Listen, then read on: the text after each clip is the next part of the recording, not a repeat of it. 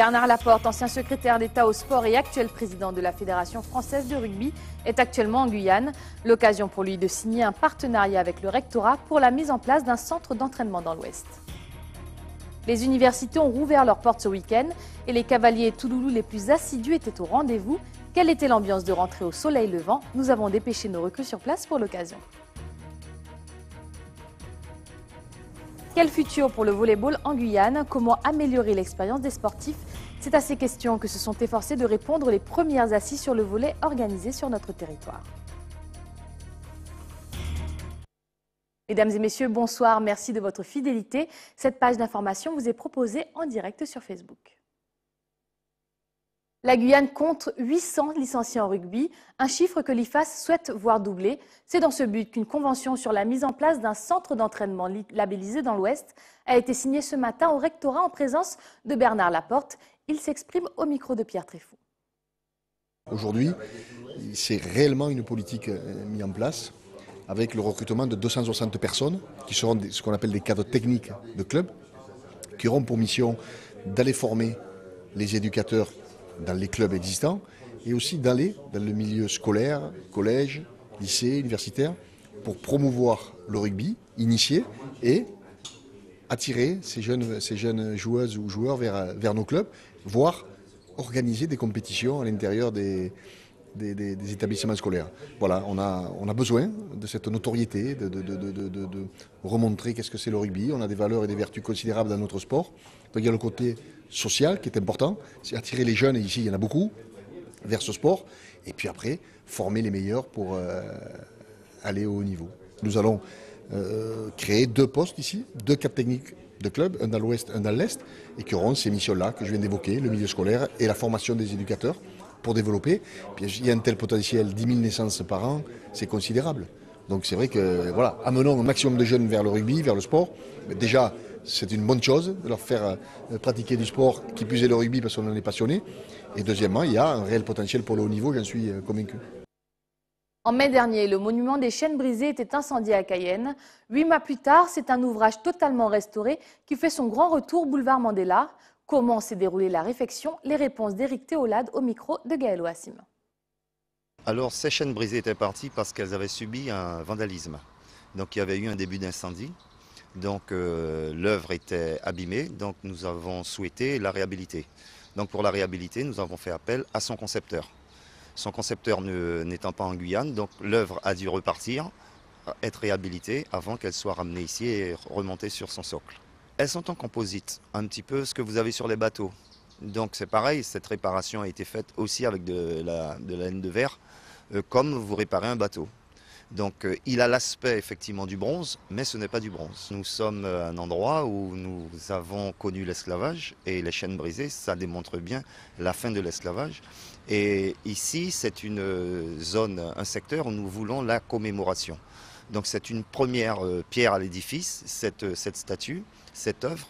Et après, le reste de cette zone sera aménagé aussi en souvenir de l'esclavage. Alors il y aura un aménagement déjà, avec confortement de la berge. Et cet aménagement nous permettra de connaître les différents esclaves qu'il y avait sur la ville de Cayenne.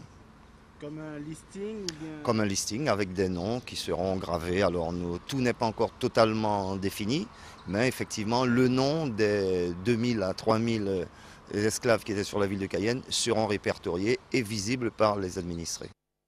Direction la Guadeloupe, où Jean-Marc Mormec, délégué interministériel pour l'égalité des chances des Français d'outre-mer, est en déplacement jusqu'à jeudi. Il est accompagné par Anne-Elisabeth Hartsen et Moïse Dexter.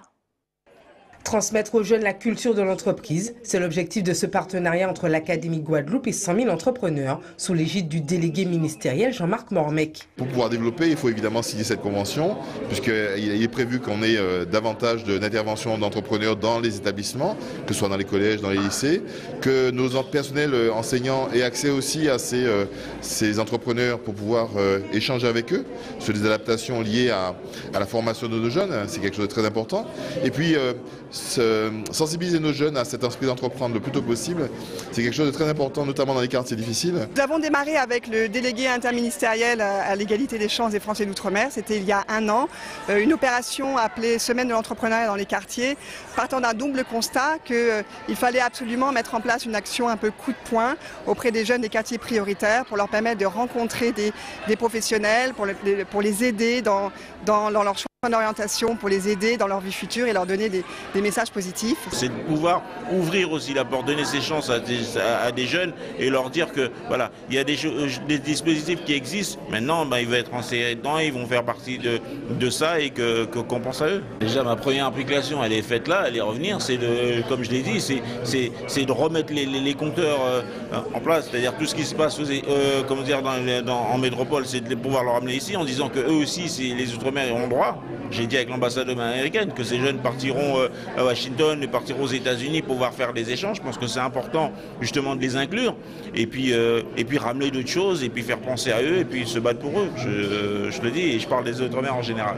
Cette matinée a été ponctuée par des échanges entre l'ex-champion de boxe et ses élèves de 3e, issus eux aussi du même quartier. Ça me fait plaisir, ça m'encourage parce que je me dis que s'il arrive, même moi aussi je peux y arriver, ou bien je peux même peut-être, je sais pas, ça m'encourage encore plus davantage, ça me donne encore plus d'envie en fait. C'est un gars du quartier, donc pour moi c'est un peu comme un exemple. J'écoute tout ce qu'il dit, ça m'intéresse quoi.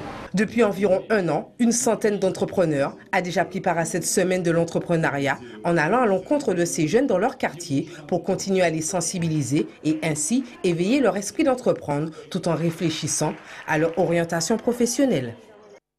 La semaine dernière, Andy, jeune Martiniquais de 22 ans, a été tué dans les couloirs du métro parisien dans l'indifférence générale. Nos collègues en Martinique ont été rencontrer sa mère qui dénonce l'inaction des voyageurs. C'est plus croyable. Mais pour ceux qui le connaissent, il avait son caractère comme toute autre personne, mais restait quand même agréable, serviable. Il était là. C'était mon fils. C'est tard, dans la nuit, que la macabre annonce fut confirmée. Linda est depuis ce matin à Paris. Le visage de son fils la hante, les vidéos de son agonie la répugnent. Le désespoir de ne plus revoir son fils a laissé place à la colère, une colère nourrie par l'incompréhension. Elle souffre de l'indifférence dans laquelle son fils aîné, Andy Brigitte, 22 ans, a été tué de plusieurs coups de couteau dans le couloir du métro parisien par un homme qu'il ne connaît pas. Le fait d'avoir pas vu, d'avoir su parler Andy, qu'il était abandonné comme une bête, ça me peine. Je me dis qu'il n'y a plus d'humanité, que les gens ils n'ont plus le savoir de vivre. Et ça, c'est dur. Les gens ne savent plus vivre, c'est chacun pour soi, Dieu pour la compagnie. Moi, je dis encore qu'on aurait pu sauver Andy. On aurait pu le sauver au lieu de prendre la fuite ou de regarder, de filmer, de photographier pour partager. C'est inhumain. Au domicile familial, dans la commune des Anses d'Arlet, la petite sœur et le frère d'Andy ont toujours du mal à réaliser l'impensable. Le vendredi matin, on se parlait. Et le samedi matin, je me suis réveillé, j'ai appris ça. Hier même, j'ai vu la vidéo, ça m'a choqué. J'ai vu tous les gens, ils étaient spectateurs, ils regardaient mon frère à terre. Je l'ai vu à terre, il était en sang, dans une mare de sang. Ça m'a choqué. Cela faisait 6 ans qu'Andy avait quitté ses proches, le bac en poche, pour travailler dans l'Hexagone. Passionné de mécanique, il entamait également une carrière de mannequin quand ce vendredi, sa vie a basculé. Son agonie sera filmée, mais aucune des personnes présentes ne lui portera secours. Filmer, ça sert à quoi? Dis-moi franchement. Ça ne va pas sauver la personne non plus. C'est grave ça. Les gens n'ont pas ça dans la tête. Tout ce qui compte pour eux, c'est faire circuler tout ce qui se passe. Non, il y a des choses qui sont plus importantes dans la vie d'un être humain. Dans la cité où Andy a grandi, les voisins et amis d'enfance sont encore sous le choc. J'ai eu le temps de le surveiller éventuellement quand il était plus petit. C'était un jeune très respectueux, sans problème avec les habitants des Anses d'Arlet. C'est dommage qu'il soit parti comme ça. On n'y comprend pas, on a beau se poser des questions, mais on n'aura pas la solution à ça.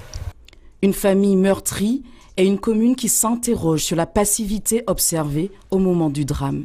C'est vraiment très très choquant et je pense que c'est dur aussi pour la famille de voir qu'on ne porte pas secours à un enfant, un jeune en plus, pour, on va dire, une sordide bousculade. On intervient et on paye les conséquences. Donc on est dans une société, les gendarmes ne sont pas tout le temps là, donc nous-mêmes on ne peut pas faire la loi. Donc quoi faire? Je me pose la question.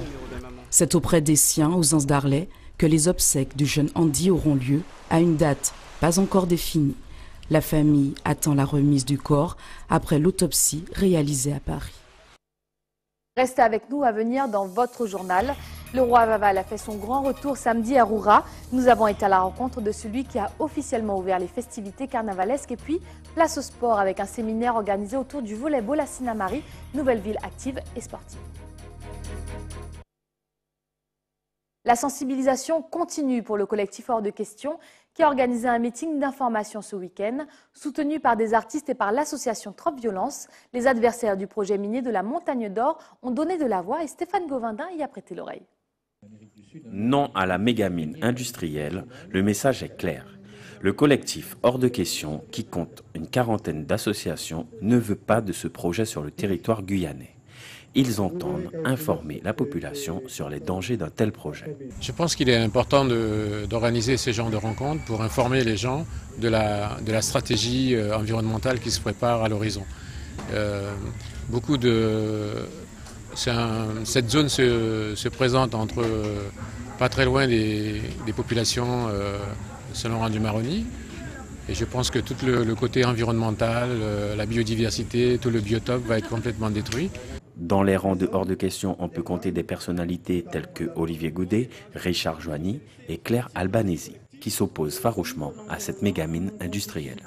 Développer l'agriculture, développer l'industrie agroalimentaire, on est suffisamment intelligents et nombreux en Guyane pour pouvoir avoir un projet responsable, en respect de nos écosystèmes et pour un développement social durable. Pour les membres du collectif, il existe d'autres alternatives au développement économique de la Guyane. L'Uruguay, qui est un pays qui est un véritable laboratoire social, qui a élu le charismatique Pepe Mujica et qui a banni l'industrie minière, est le pays le plus riche par habitant d'Amérique du Sud. C'est cette voie-là que la Guyane, la seule forêt tropicale de la riche Europe, doit prendre et non pas, comme tous nos frères africains, se faire berner par les sirènes des multinationales aurifères. Le bras de fer entre la compagnie minière Montagne d'Or et le collectif Hors de Question risque bien de durer encore quelques temps. Ouvrons ensemble la rubrique carnavalesque de ce journal. Certains l'attendaient depuis le 1er janvier. Le roi Vaval est enfin de retour. Il est arrivé samedi à bord d'un hélicoptère et s'est posé au bord de l'Oyac à Roura. Stéphane Govindin nous présente Sa Majesté.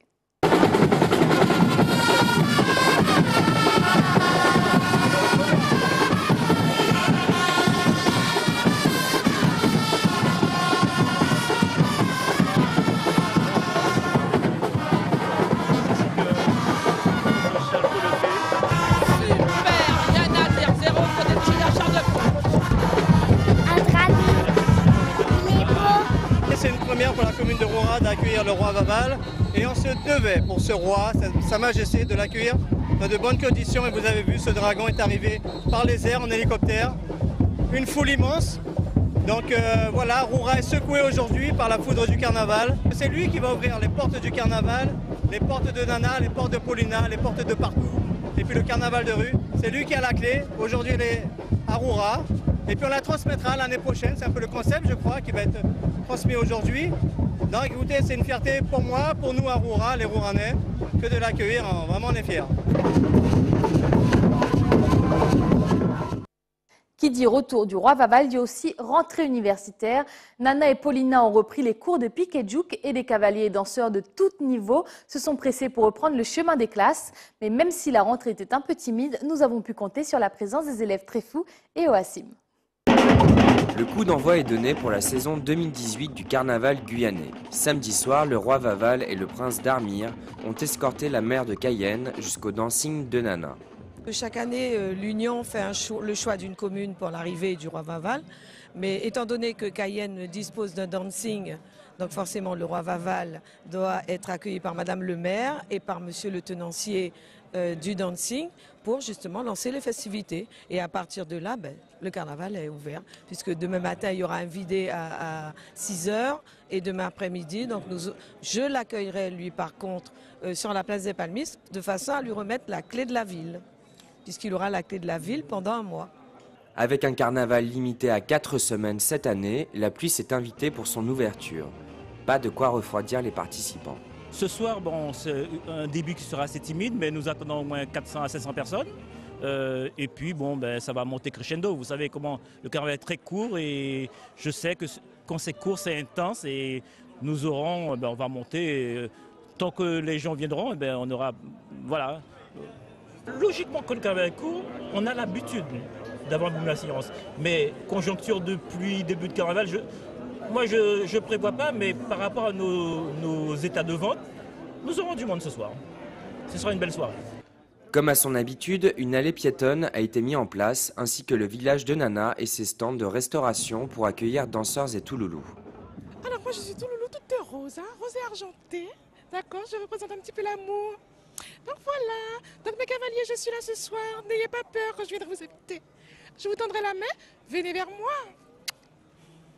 Bisous, bisous. Malgré un début plutôt timide, la soirée s'est terminée à 5 h du matin par le traditionnel vidé dans les rues de Cayenne.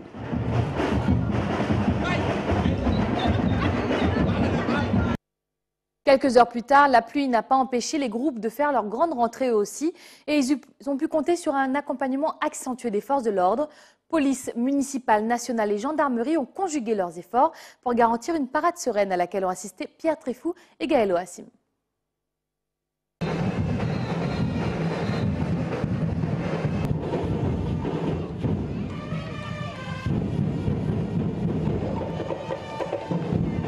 C'est sous un temps gris et pluvieux que le Roi Vaval a officiellement ouvert les cavalcades dans les rues de la ville capitale. Avec un circuit inchangé depuis ces dernières années, le dispositif de sécurité présent tout au long du parcours s'est vu étoffé pour cette édition 2018. Ce qui a changé par rapport aux années précédentes, c'est que nous avons renforcé la sécurité dès le premier dimanche du carnaval. Dès la première journée, tous les gens sont filtrés pour rentrer sur le circuit et tout est contrôlé. Il y aura des gens en fin de soirée, il y aura un peu moins de monde évidemment après 20h, 21h, parce que la plupart des familles seront rentrées chez elles, mais il y aura du monde comme d'habitude pour ceux qui créeraient des actes de délinquance après, dans la soirée. Il y aura des effectifs toujours plus visibles au fur et à mesure du carnaval et nous nous adapterons en fonction des problèmes qu'il pourrait y avoir. Avec la présence d'une centaine de policiers et gendarmes pour le premier dimanche, avec un seul mot d'ordre, tolérance zéro.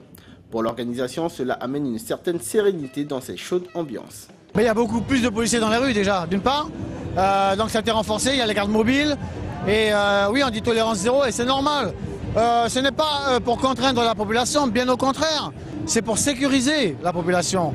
Et vous savez, vous voyez ce qui se passe dans le monde, on n'est pas à l'abri, on n'est pas à l'abri. Donc je pense que oui, c'est un petit peu contraignant peut-être, mais en tout cas, on se sent en sécurité. Pour cette première sortie, aucune altercation majeure n'a été signalée. Un carnaval 2018 donc sous très haute sécurité, avec une affluence qui devrait augmenter au fur et à mesure des semaines à venir.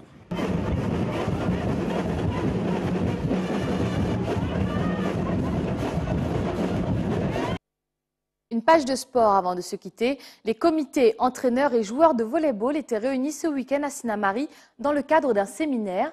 L'objet de ce rendez-vous organisé par la Ligue de volley-ball, améliorer les conditions de travail et les performances des sportifs.